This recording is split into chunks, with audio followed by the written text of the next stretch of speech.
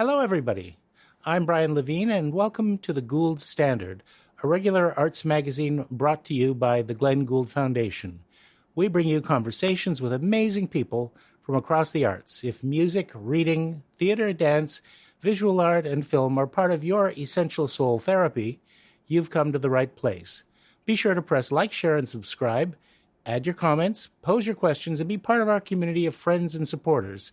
If you'd like to support the Glenn Gould Foundation, we are a registered Canadian charity, and you can go to our website, www.glenngould.ca, to make a donation and find all sorts of interesting features and news from across the arts world, and we would be so grateful for your support. And if you happen to be in this virtual neck of the woods on October 15th at noon Eastern Time, please join us as we present a live-streamed announcement and press conference to let the world know who the next winner will be of the Glenn Gould Prize. We have an absolutely astonishing jury of major artists from around the world, and the great Laurie Anderson will be chairing and making the announcement, so don't miss it, October 15th at noon Eastern Time. And now let's get right to our guest. I can't wait, because I can't think of anybody who has achieved more in the performing arts than this woman. When you're alone and life is making you lonely, you can always go downtown. When you've got worries, all the noise and the hurry seems to help, I know. Downtown, just listen to the music. In a career spanning, well, I'm not going to tell you how many years because, well, it's pretty mind-boggling. But Petula Clark has proven to be a master of invention and reinvention, moving from child star to film actress to chart-topping pop icon, French chanteuse with over 68 million records sold.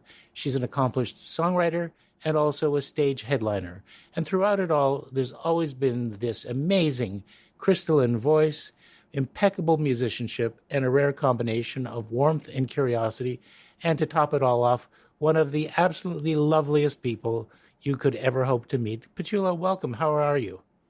Wow, I'm fine. That was quite a build-up, Brian. Very richly deserved, I have to say. Well, I could also have added, and one of my very favorite people anywhere. Brian, that is so sweet. It's lovely to have this opportunity to talk to you. It's great. Well, thank you for being our guest. I'd like to actually go right back to the beginning and some of your earliest recollections. You're very much a Welsh woman, and I know that at least part of your childhood was spent in Caerphilly. Isn't that so with your grandparents? I'm going to have to correct you. It wasn't in Caerphilly, unfortunately, which is beautiful.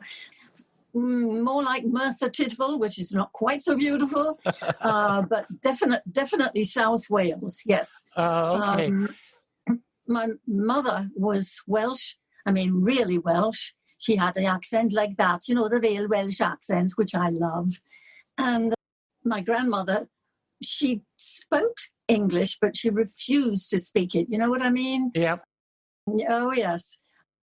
And she was a rather sweet, rather bossy little lady, and I adored her. And my grandfather was a coal miner. I adored him too. So I did spend quite a lot of time there, particularly during the war, Second World War, when things were getting a bit hectic in London, with the bombardments and blitz and that. Yeah, I love Wales. Were you part of that generation of evacuated children who were taken out of London? No, we weren't evacuees. I had a sister, and we used to just go to Wales, and I absolutely loved it. That's where I first started singing, because you know, I'm sure that the Welsh are musical people, a bit like the Italians, The most musical, absolutely. Yes. So I used to run around the mountains a bit like Sound of Music, barefoot and sing, and that was the beginning for me personally. Right, but it was a very simple life. You weren't a posh family. The conditions were pretty basic, right? Oh, we were definitely not posh. my grandfather was a coal miner, and my grandparents lived in this house, which my sister and I, absolutely adored.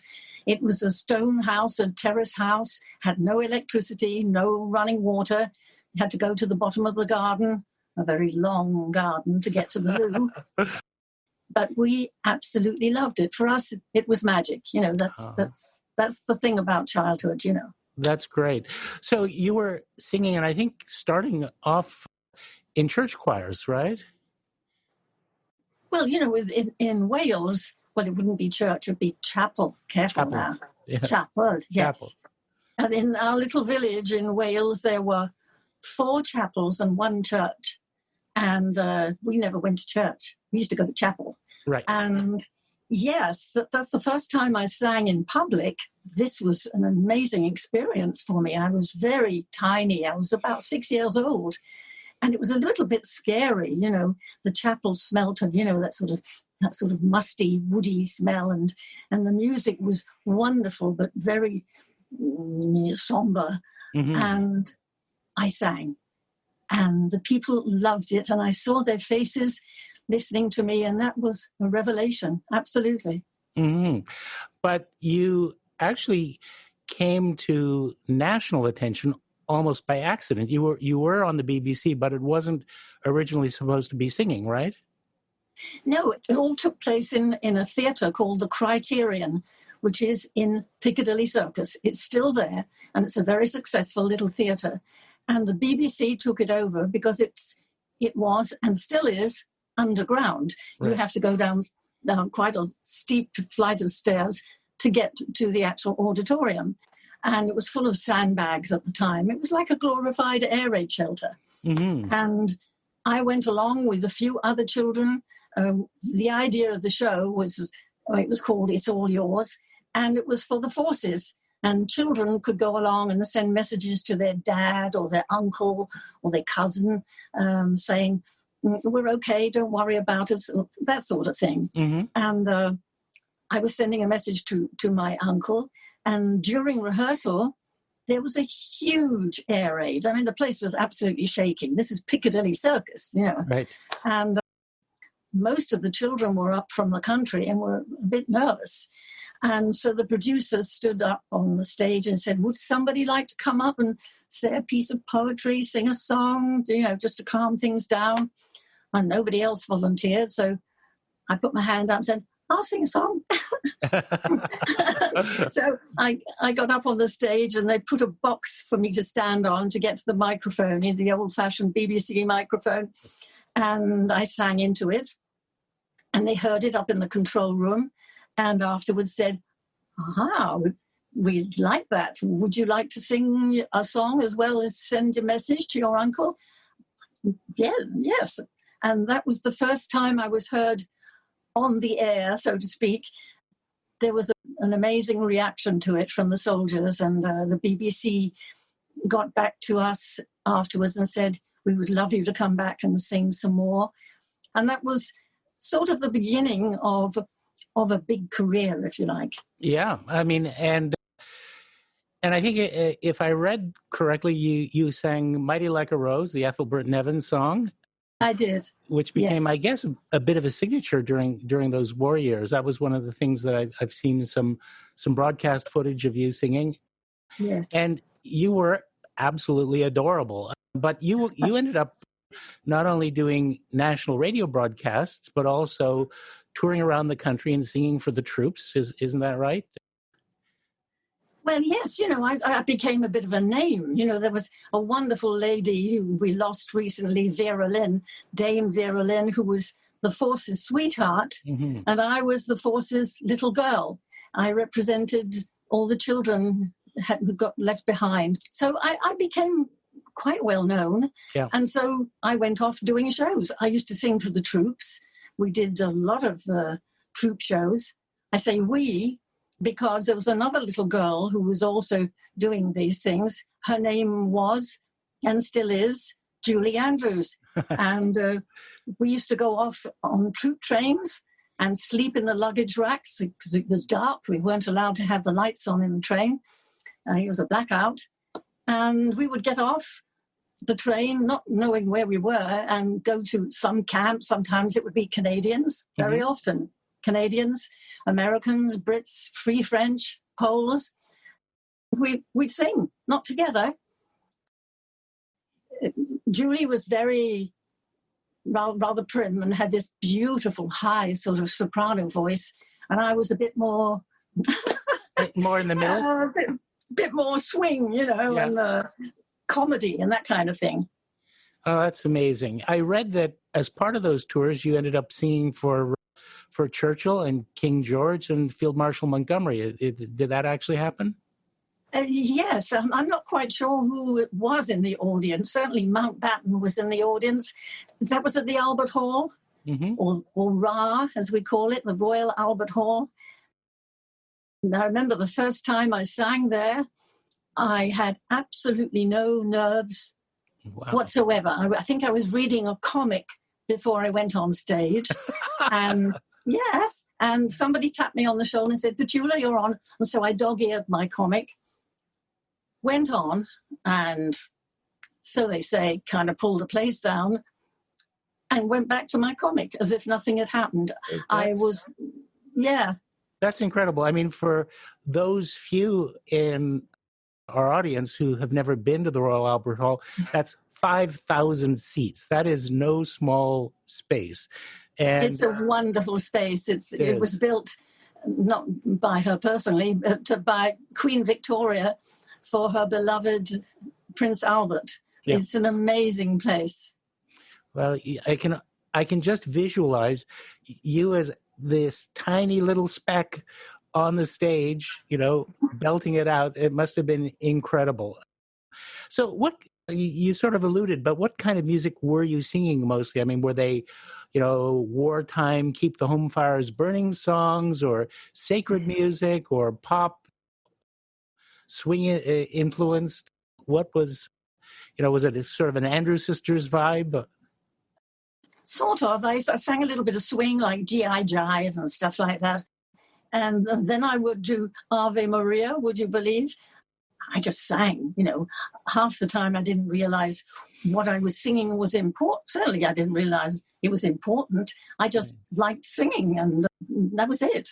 Right. And your dad was sort of guiding you along this path at this stage. And I take it that he was both very protective, but also really got a charge out of seeing your success. Well, my dad was a very handsome man. He used to get mistaken for Errol Flynn quite a lot. I don't know if you remember Errol Flynn. Oh, yes. And in fact, once he got bitten on the leg by an Errol Flynn fan. And he was really quite proud of that. No, but my father had always wanted to be an actor and was never allowed to do it. His parents thought it was, acting is just, So he was a bit frustrated.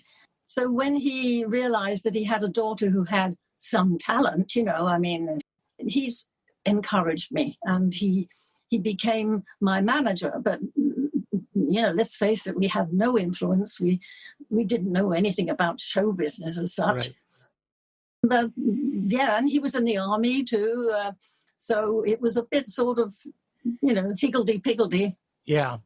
It must have been both an exciting but also a difficult childhood. I mean, you weren't spending a lot of time with other children, and, keeping up on your book learning must have been a bit of a challenge as well. How often were you out, singing for the troops or on the radio or in halls? How much of your average week during that time would have been spent performing? Well, it was the war, and, for just about everybody, life was totally different. And kids, personally, I went to school, but only now and then, because I was working. And then when I did go to school, a lot of time was spent in the school air raid shelter. Yeah. And there we would be, with all the sandbags and, oil lamps and stuff like that. And it was very difficult for the teachers to carry on teaching us. So we would sing, and I would tell the kids stories, and it life was very different. And we sort of took it for granted. That's just the way it was. But along with this, I mean, you are, by the end of the war, you're a full-blown child star. I've even seen that there was an Our Pet comic strip at one point, which is amazing. I mean, that's like ultimate immortality for most young people today, to be featured in their own comic strip. Yes. I was in 2 comics. I was in Radio Fun. I think it was Petula, or Pet, the Merry Mimic, because I used to do impersonations. And then there was Film Fun too. So yeah, I suppose that was quite an honor, really. Okay, well, it is. I mean, how many of us can say that? As we get to sort of the end of the war years, I'd like to sort of take a little sidetrack, because you may remember that when we first arranged this, we have a regular feature in our podcast called Tell Me a Story. And in that, we invite our guests to tell us any story a few minutes long. It can be from their lives. It can be from the lives of someone they know, or it can be made up. It could be something that you told your children when they were growing up. So would you like to tell us a story, Petula? Well, I don't know if it's exactly a story. It's something that I remember with great affection.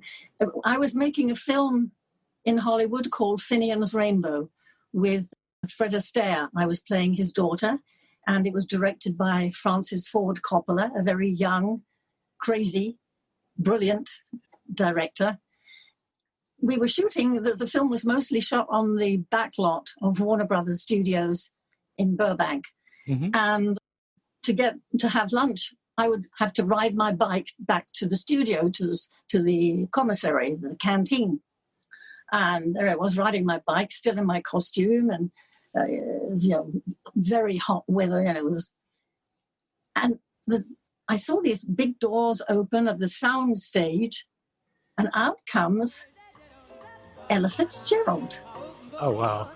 And what did I do? I fell off my bike. Of course. And there I was in a heap on the floor with my skirt tangled up in the wheels. And she had rather bad eyesight, and she had come out of this dark studio into the bright light, and she was sort of like this. And I looked up at her, and I said, "My God, you're Ella Fitzgerald." And she looked down at me and she said, "Yeah, and you're Petula Clark." And there we were, staring at each other. And bless her heart, she picked me up, untangled me from my bike, and took me in her arms and gave me a hug. And she said, "Oh, I love you so much. I love the way you sing." And I said, what? So I'm going, "Ella Fitzgerald." And we had this wonderful, I suppose, about 10 minutes just standing there chatting. And eventually I got back on my bike off to the canteen. And as I was leaving, she waved to me and she said, "Hey, Petula, write me a song." I said, "Did she actually say that?" And, I know it's not much of a story, but that's a great story. Remained in my, and I got to know her little by little in different meetings we had all over the place, and we never forgot our first meeting. Well, if you don't mind my saying so, that's even better than having your own comic strip. It's pretty good. Yeah. Well, you've sort of foreshadowed where I was going next, which is you moving into the film world. And that happened just around the end of the war, I think, and you ended up under contract to the Rank Organization. Now, that was really interesting because I don't think most North Americans have seen too many of the films that you made in the UK, but they were quite successful. And I Know Where I'm Going is certainly a very, very beloved film. But you became also a Hugget. Now, tell me, what is a Hugget? Well, Hugget is the name of the family, the Hugget family. And I was the youngest Hugget. And it was things that happened to us. We made 3 movies in a rather grotty little studio in Islington. It was an amazing thing because we made 3 movies, one after another, and became really like a real family. And they were, as you say, enormously successful. But, I was in a lot of movies. I was under contract to Rank as an actress, not as a singer, because we weren't making musicals anyway. They were too expensive for us. But some of them were really bad, let's face it, they were bad. And some of them weren't bad at all. I Know Where I'm Going has become a classic. And I was in a film with Alec Guinness, which was called The Card in English. Maybe it was something else on your side of the Atlantic. Mm-hmm. So, I was a contract artist. So they would call up my house and say, we want Petula to be here on Monday morning. And I would arrive and I would know nothing about what the film was about. I hadn't seen a script. I was a working actress. Now, I was reading about one of those films because it was a big budget film and it was supposed to be a spectacular. They made it in Technicolor, which is very expensive, and it ended up being a huge flop. It was London Town. Now, yes. I don't know a lot about that film, but if you could tell me how you ended up, because you had a pretty big role in that, right? Yes, but I didn't sing in it. I played Sid Field's daughter. Now, Sid Field, I don't know if your listeners or viewers would know Sid Field. He was a huge star in England, a comedian, very funny man, very loved. There was a girl in it. It was her first movie, Kay Kendall. Yeah, for sure. And Tessie O'Shea. She was a rather large lady who played the ukulele. Two-ton Tessie. Two-ton Tessie. There you go. Yes. You remember. Anyway, there we were. And as you say, it was a big budget movie directed by an American, and it was really not very good. I don't know why, but I don't know, these things go wrong, Yeah, but you're right. Thank you for reminding me. Well, this is a theme that, you have amazing successes, but they can't all be. And sometimes the things that really look like they're going to be big end up being the real disappointments. But one of the things that I think is really kind of a hallmark of your career is, pick yourself up, move on, and find something new that can be even more successful going forward. So you're a working actress, but you're also at this point recording because your dad helped set up a record label for you, Polygon. And that's true. Yes. Yes, but it wasn't a big thing, and we used to go into the studio and record. I made a few records with the Dr. Bernardo's Children, and I found recording a rather strange experience. Mm-hmm. There's no audience. You're stuck with a microphone in a studio, and then quite often the musicians aren't there. They've been pre-recorded, and I found it not always easy. It took me a long time to become comfortable with the recording studio, and that happened as the years went by. Yeah, but at the same time, you needed to make, and I can only imagine, a pretty painful transition from being, Britain's sweetheart and a child star to really, you were a young Huggett, still at, 18 or 17 years old, and you're becoming a young woman. That has to have been very, very challenging. Well, yes, I was under contract to the Rank organization, and for them, I was worth more as a child than as an adolescent. Adolescence today, that's it, But in those days, adolescence was something that was, you had to hide away. They used to call it the awkward age. Yeah. And so they kept me young. They used to bind in my bosom, for instance, which I wasn't keen on at all. Yeah, and sure. And wear little sort of bunches and bobby socks, and that was not an easy time for me, to be honest. I'm assuming that they discouraged you from having boyfriends, or at least being seen with them in public. Oh, yeah, nothing like that, Yeah. And I remember singing on television. Eventually I had my own television show, and it was a very intimate kind of show, no big orchestra or anything like that. And I used to love singing. I adored Peggy Lee. She was my idol. Mm-hmm. And I wanted to sing this song because I thought it was so beautiful. And I sang it. I can't remember what it's called now. Was it When the World Was Young? No, it wasn't that one.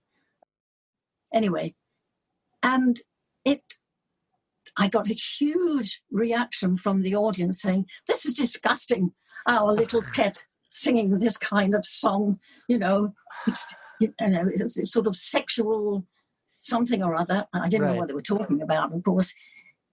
So I was not allowed to sing anything that had any kind of romantic something, Right. And I was locked in from many points of view. It was not an easy time for me. Right. And but I'm over it now. Yeah, no, that's for sure. Well, I have to say, being younger than your years, you seem to have gotten the trick of. So you've got that on the rebound, because you're pretty amazing, I have to say. Of course, your father's your manager, and he's seeing the success. Was he understanding about your need to make this change and actually gain some acceptance as, an adolescent and a young adult, or was that a friction point? It became very difficult because, I adored my father. My father was, there's been talk of him being abusive and all that kind of, he's absolute rubbish. I loved him, and yes, he was strict with me, but I think he was right to be strict with me. We were all our kids of that generation were living fairly strict lives anyway. But, I was in show business, and my father didn't want me to be a spoiled showbiz brat, Right. And so, it was tough. And I was going through adolescence coming up, and I was not very happy.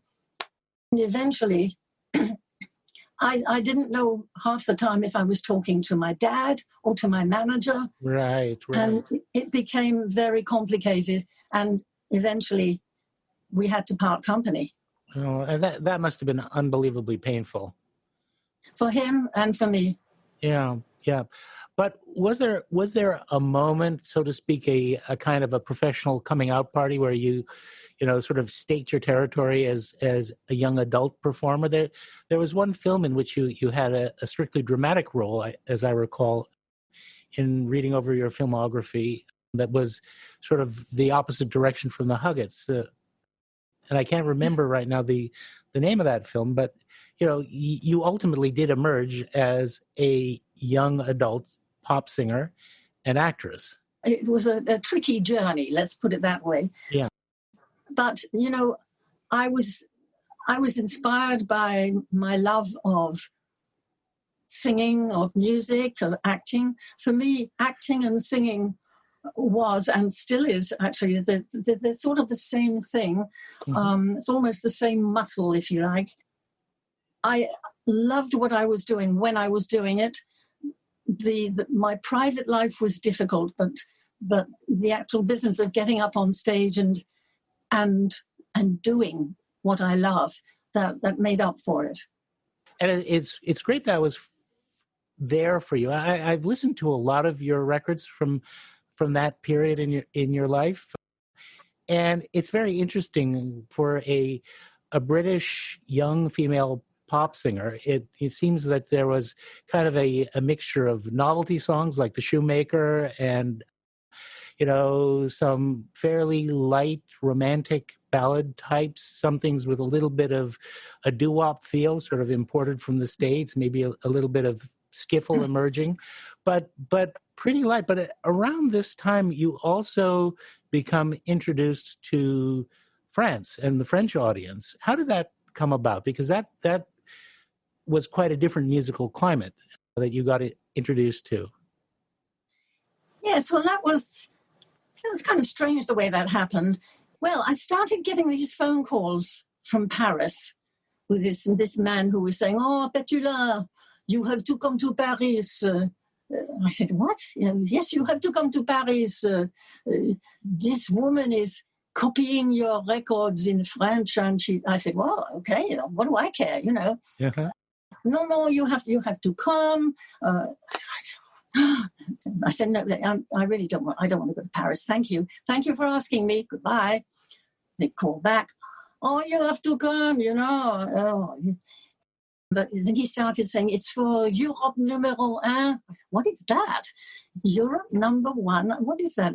And of course, it was the radio station of the time. It was like the most hip kind of radio station. And you would be singing at the Olympia. I said, "What, the Olympia? What's that?"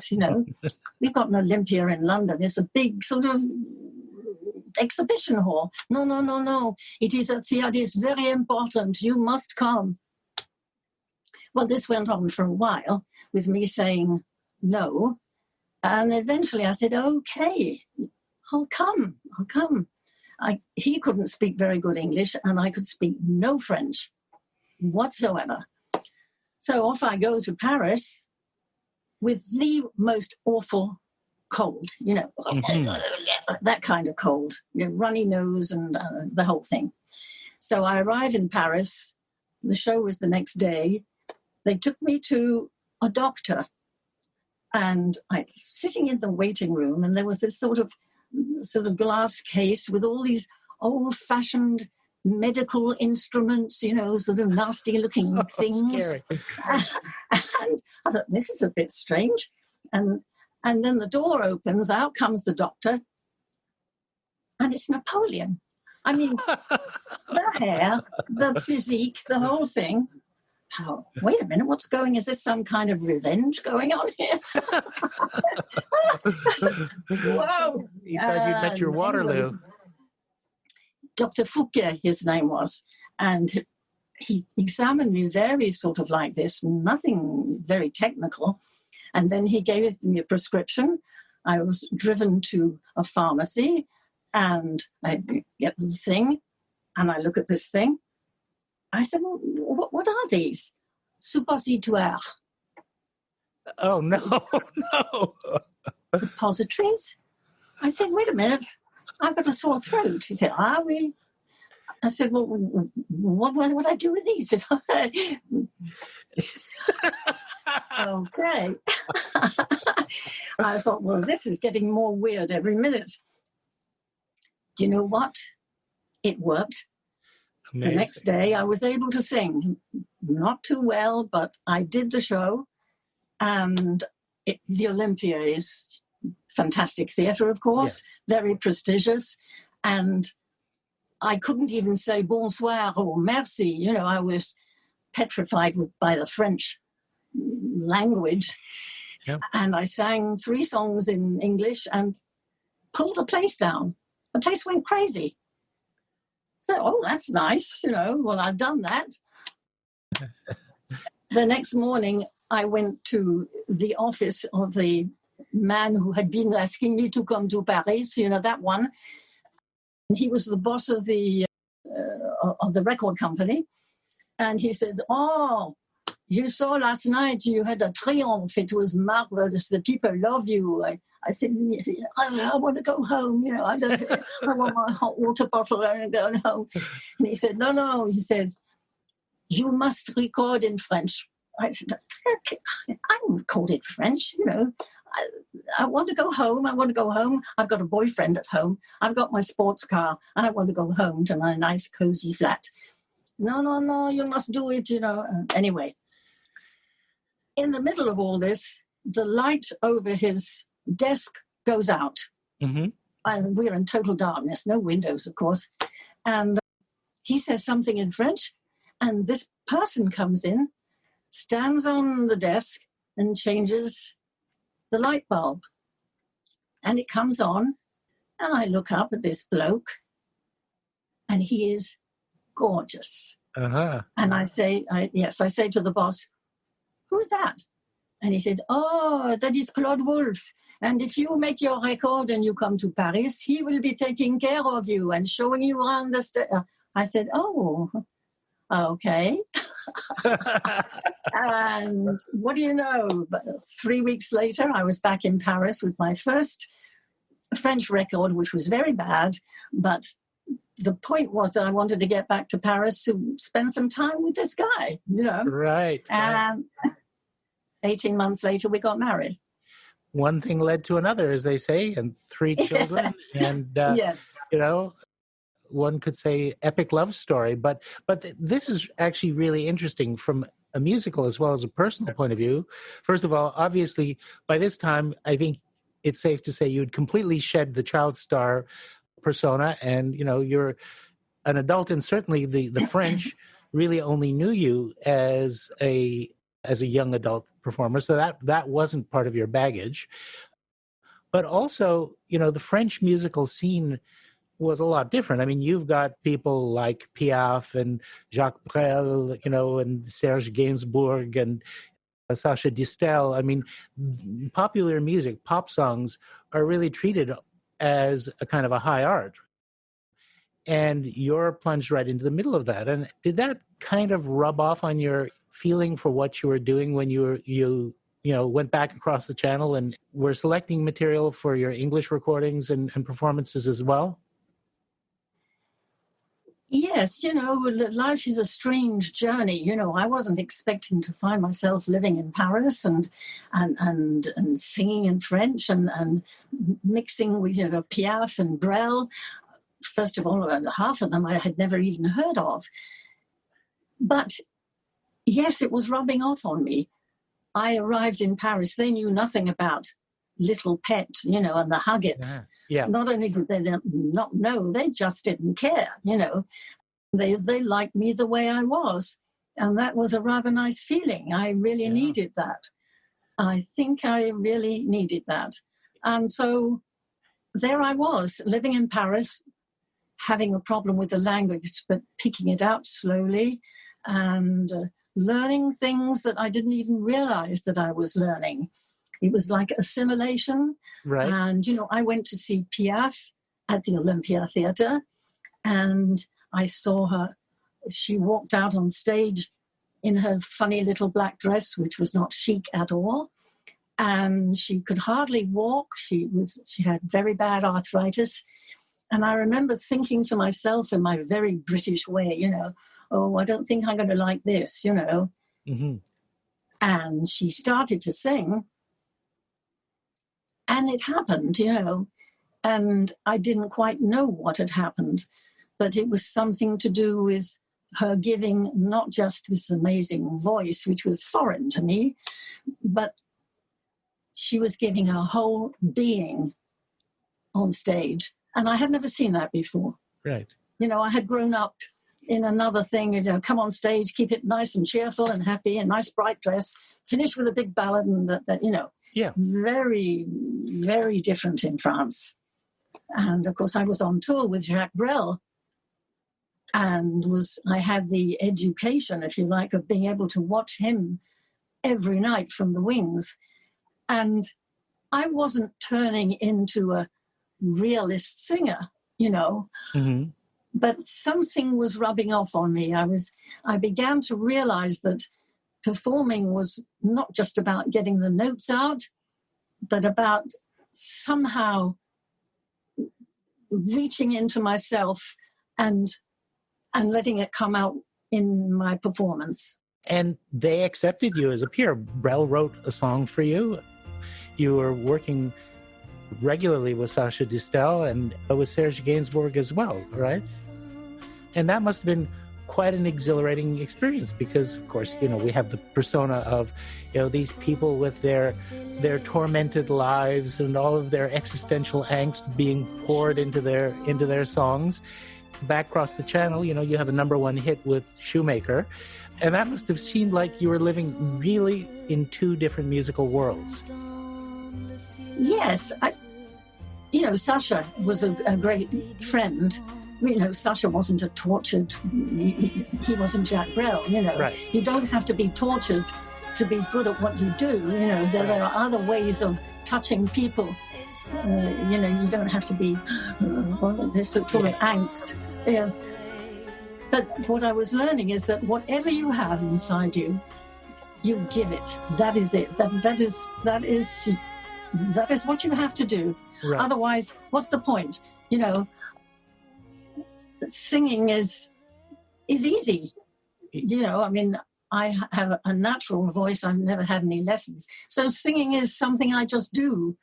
What makes it interesting for me is what happens when a song is touching me and I'm able to transmit that to an audience. Right. I have to say, and I've read that this is a song that you don't particularly care for, but it was a huge hit, Sailor.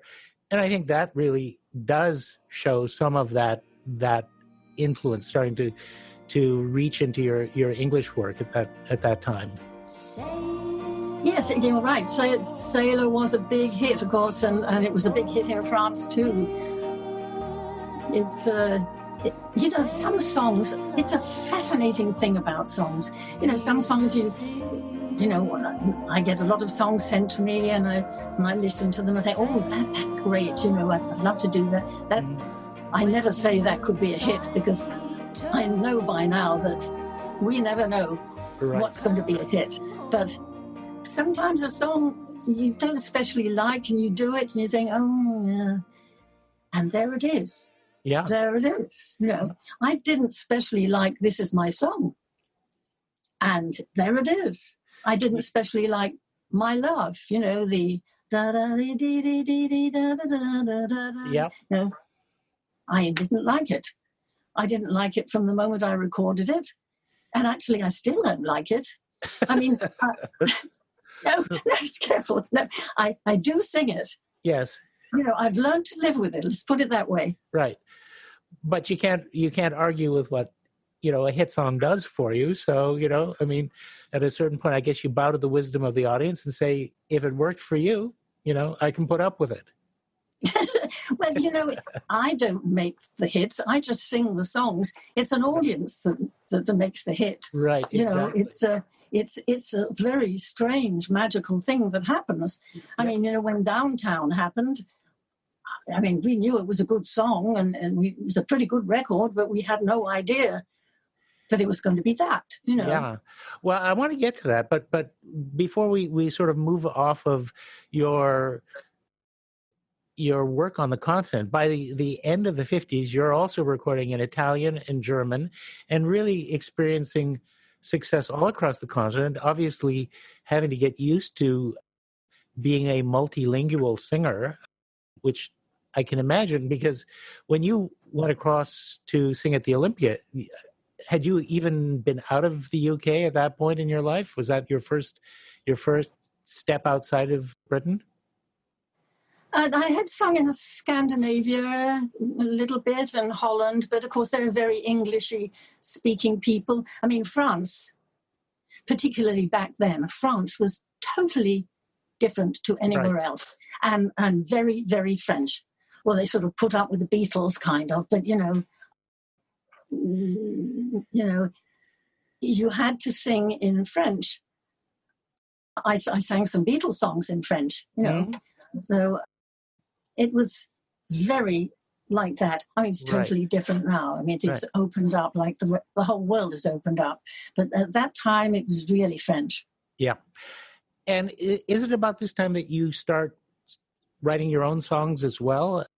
Well, I wrote in France, for instance, I wrote a song that was a big hit for me called Que Petula Petula, which had a lyric by a wonderful lyric writer called Pierre Delanoy, who wrote the most magnificent lyrics for many, many great stars. And I adored him, and we got on very well. And we wrote this song together. I wrote the music. And we wrote quite a few things together. And I started enjoying that, because I've always liked playing. I play piano by ear, incidentally. Here I am on the Glenn Gould. Oh, no. But, I love the piano. So I write on the piano. But it was actually Tony Hatch who encouraged me to write. We were doing an album, he was writing a lot for me at one point, and he was writing sort of 12 songs, and he called me one day and he said, I can't find the 13th song. I haven't got it. I haven't got it. He said, why don't you write something, write a melody, and we'll take care of the lyric. I said, oh, okay. And I wrote a song called You're the One. And I wrote the melody, and he and Jackie Trent, I think, wrote the lyric. And I thought, well, this is kind of good. And then, a group called the Vogues recorded it and had a hit with it. I thought, oh, wow, maybe I can do this. And absolutely. and you've actually got a pretty decent-sized catalog that you've accumulated over the years. So that's yes. That's Brian, really I've become very happy writing. I enjoy it almost as much as singing. But I'm not what I call a professional songwriter. There are people who sort of like Paul Anka. You call up Paul and say, "I want a song," and then he just does it. Yeah. No, it has to come to me. And if it doesn't come, it doesn't come, And right. But when it does, it comes very quickly and with all the harmonies and everything. Yep. So it's a great joy for me to write. Mm-hmm. So this is actually a very interesting point in your career, because you have huge success in the UK. You have equally huge, maybe even more so, in France and increasingly on the continent. But you're little known in the U.S. And then, to mention a name you've already mentioned, Tony Hatch comes along, Downtown happens, and suddenly, not even an equal, but a greater level of success happens instantaneously for you in the U.S. and all over the world. How did your collaboration with Tony get started? Was that, you were introduced at a party, or, you were thrown together by a record label, or how did that begin? Well, my record label in England was called Pye, P-Y-E, and I was doing all my French recording, Italian and German, and some Spanish recordings. Everything was being done in London. Everybody was recording in London, including many French performers. London was the place to record. It was just better. And better, had more feel and better arrangers. It's changed a lot since then. But at the time, everything was in London. And I used to do all my recordings there. And there was this young man, Tony Hatch, who was a kind of junior producer who would put my sessions together, and he would make sure that the orchestrations were right, get the right musicians, book the studio, the engineer and all of everything, take care of that side of it. And I liked him, we got on really well. Then he came over to France, to Paris, to talk about the next recording in French. He said, you really should be recording again in English. I said, well, I haven't got time to do that. I'm off doing this and that. I was extremely busy at the time. Had 2 small children at the time. And I said, but, if I find the right song, yes, of course. He said, well, I've started writing this song. I said, yes. I said, have you finished it? He said, not quite. I said, well, listen, it's tea time. I'm going to make some tea. I'll go in the kitchen. Why don't you play it on my piano? And he played Downtown. And I came back with the tea and I said, when you're alone, that's not bad. Not bad. I said, if you can write a lyric up to the standard of the music, we've got a song and I want to do it. So that was it. And we went into the studio, I think 2 weeks later. I think we did 3 takes. I'm not quite sure, but it was, live. Yep. I tell you, the first time I heard the orchestra playing Downtown, I couldn't wait to get up to the microphone and sing it. You know, it was so thrilling. And that was it.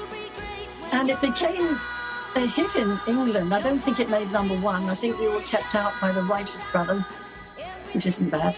Yeah. And then somebody came over from Warner Brothers Studios, Warner Brothers Records. Joe Smith came over and he heard it and he said, I want that. And he took it back with him to Warner Brothers and it was released and it was number one in no time at all and stayed number one for a long time. I read somewhere that you found out that it had become that kind of explosive hit while you were performing in Montreal. Is that right? Yes. Yeah. Because of your French career, you were really embraced by the Quebecois audiences. So, but that must have been a pleasant surprise. But also, you know, I think about Downtown and the songs that followed, it was really kind of a perfect alignment of, you know, the song, the singer. I mean, you were absolutely the perfect embodiment of that song, but also the moment. Because, you know, it's just at the leading edge of the so-called British invasion. You know, it hits early-ish in 1964, I think. So that's a little before the Beatles go on Ed Sullivan, if I have my timing right. And it's also an interesting moment because, you know, I think for a lot of, let's say, not teenage audiences, they found, you know, the Beatles a little alarming and threatening, but you were... About the Stones. They were really alarming. Well, absolutely. But you managed to be both a voice for adolescents and to capture a lot of what they were feeling, but also in a way be non-threatening to their parents. And I think that you managed to develop a fan base that really encompassed both at the same time. So you were both, you know, she gets inside my deepest feelings for the young people, but, you know, she makes us feel comfortable and we like her tunes for their parents. And that's kind of a magical combination, not easy to get. Yes, you're right. Yes. So much is about timing, of course.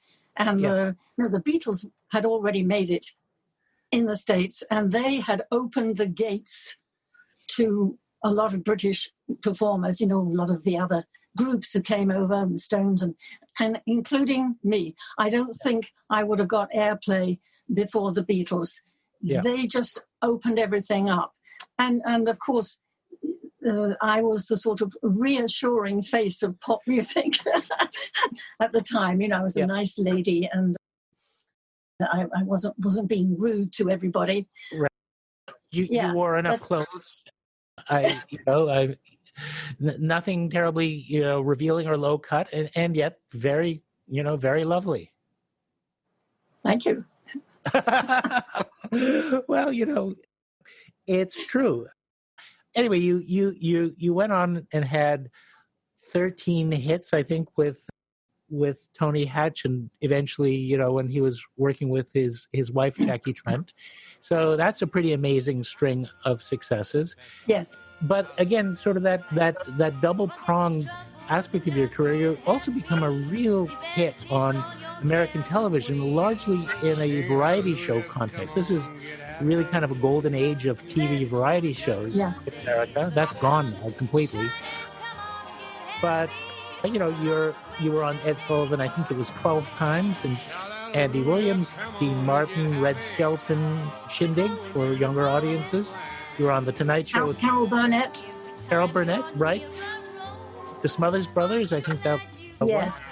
And you sang at the 43rd Academy Awards. So, you know, in a way, there's a kind of an interesting fusion where you can be doing, you know, the sort of the leading edge pop material, but you can also be doing things from the American Songbook and romantic ballads and, you know, music from Broadway, and, you know, and it all kind of fits. So, you know, it's interesting that it's a career that at that stage is combining the best of every possible world, and the audiences in the States are absolutely eating it up. It's great. And yet, when you come out with a pop hit, like, Don't Sleep in the Subway or Who Am I, it's totally accepted as, leading edge pop material, very much of the now. That's kind of a neat trick. You've been doing your homework, Brian. Well, I mean, we have to be prepared, but I think it really is interesting to see how you were able to kind of straddle those different milieus, yes, and be really well accepted in all of them, at a time when other people in pop and rock music are really sort of splitting off their audiences, and we're yes. doing stadium rock concerts, and yes. we're for this group of people, and as the protest movement and the peace movement start to grow. So that's really interesting. But you did manage almost inadvertently to touch into one of the politically charged moments of the time, and that's when you had your TV special, and you chose as your guest Harry Belafonte. And so, first of all, had you been aware of him? He was the main guest on that special. It was you and Harry Belafonte for the show, not like 8 or 10 guests. Well, I had admired Harry Belafonte for many years. I adored him. And when was it NBC asked me, because it was my special, they said, well, who would you like as your guest? I said, Harry Belafonte, not thinking for one moment that he would accept. But he did. And I was thrilled, obviously. So I arrive in California, and we start rehearsing, and we hit it off right from the start. I liked him, he liked me. We had the same feeling about things. We didn't talk about politics, and any of that stuff. We were just, it was obvious the way we felt about life in general. Right. Things in general, let's put it that way. And we had a duet to do. And we chose this song, which I had co-written, called Path of Glory. And he loved the song. And so, it's an anti-war song. It's an anti-war song, yes. Yeah, it is. And we rehearsed it, and we were always very moved every time we sang it. It somehow touched us. And so we came to taping day. Got in the studio and the whole thing. And the sponsor was up in his box, and anyway, we do the song. And during the song, I was moved again, and I put my hand on his, and we sort of finished the song. And then, the lights went down. We did our first take, and then the producer, Steve Binder, who was great, incidentally, he produced the great Elvis Presley special. And he called down, he said, hey, Petula and Harry, that was really nice, but we think we're going to do it a different way. Oh, yeah. I tell you what, Harry, you go over there, Petula, you stay where you are, and we'll do one of those cross-fading things, those sort of artistic. I said, yes. He said, you'll see, it's going to be beautiful. Lovely. I thought, this is funny. This is not the way we rehearsed it. Anyway, we did it. I think maybe we did 2 takes like that, and all the lights went out in the studio. So what is going on here? Uh-huh. Harry walks out of the studio, and then Claude, my husband, who was the sort of executive producer, and our lawyer, a wonderful man called Pete Pryor, comes down too, take me by the hand, lead me out of the studio. I said, what's going on? We're leaving the studio. We go downstairs. I've never been downstairs. And said, what's going on here? And downstairs is this area where all the tapes, everything that's being recorded upstairs in the studio, come down here. And there's this guy who's eating a sandwich, watching things coming around and making sure that everything is okay. Right. My lawyer said, this is Petula Clark. I'm her lawyer. This is the executive producer. And I'm giving you an order to erase all the takes except this one. Uh-huh. And the guy said, I can't do that. We always have to keep at least one over just in case something goes wrong with the already. He said, no. He says, no, this is an order. You erase them and you just keep that one. Well, this poor guy, he didn't know what to do. So anyway, we watched him press the button, erase the other takes, and the one that went out was the one where I touched Harry's arm. Now, why was this all happening? It's because the sponsor up in saw my little white hand on this black man's arm, and he said, no, that's not on. Right. Yeah. And that was Chrysler. That was Chrysler. Yeah. And that was it. We had decided that was the one, that was the way it had to be. No one's going to tell us how to do something artistically. Finished. And of course, I had no idea that this was a political statement. For me, it was an artistic statement, but of course it turned into a political statement, and I was proud of it. And Harry has never forgotten it, and a lot of people hadn't. Well, and it aired literally within a couple of weeks of the assassination of Martin Luther King, so it was a very, very fraught moment. But you also chose that take because it was the best take. It was musically and emotionally the one that you wanted, and and in a way, as we feel these reverberations echoing back today, it must feel, like we've made so much progress, but have we made enough progress? It's mind blowing that people should worry about such a thing. My mom was a Brit. She grew up during the Blitz too, and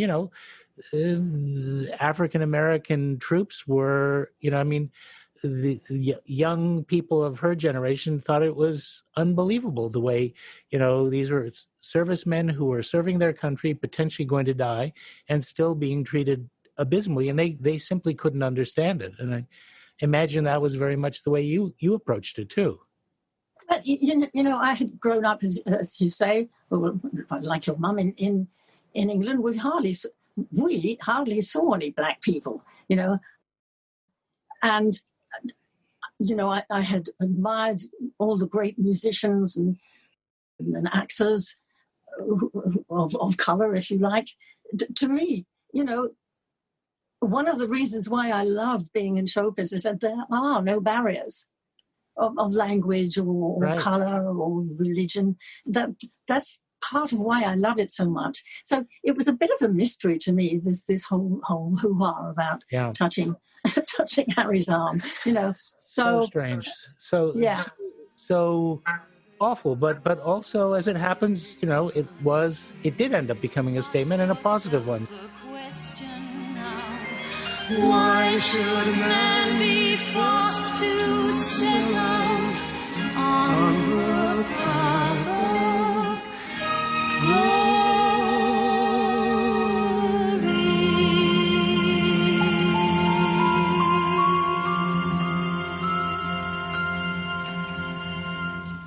Hey, everybody. That brings us to part one of our conversation with Petula Clark. And I have to tell you, there is more, incredibly more, coming up in part two, when we'll have a chance to talk about her experiences in Hollywood, working on two of the last great big screen musical extravaganzas, her work in reinventing her style, and also her starring roles on the London West End and on Broadway. She never stops, including her work now, even during COVID. She's released a new single, and I have to tell you, those pipes are still a thing of wonder and glory. And I'm joined here by the master of all things tech, the person who keeps me from making quite such a fool of myself as I might otherwise. That is Olivia Parsons, our director. Olivia, tell me, what did you think about Petula? Had you known much about her before this podcast? Well, Petula is just an absolute delight. It's a pleasure just to be able to be in her presence and experience her grace and her wisdom. I knew of Petula. She definitely came before my time, that's for sure. That Harry Belafonte story she told. I'm a recent university graduate, and that was on one of my final media history exams. Unbelievable. That's great. Yeah, it is pretty great.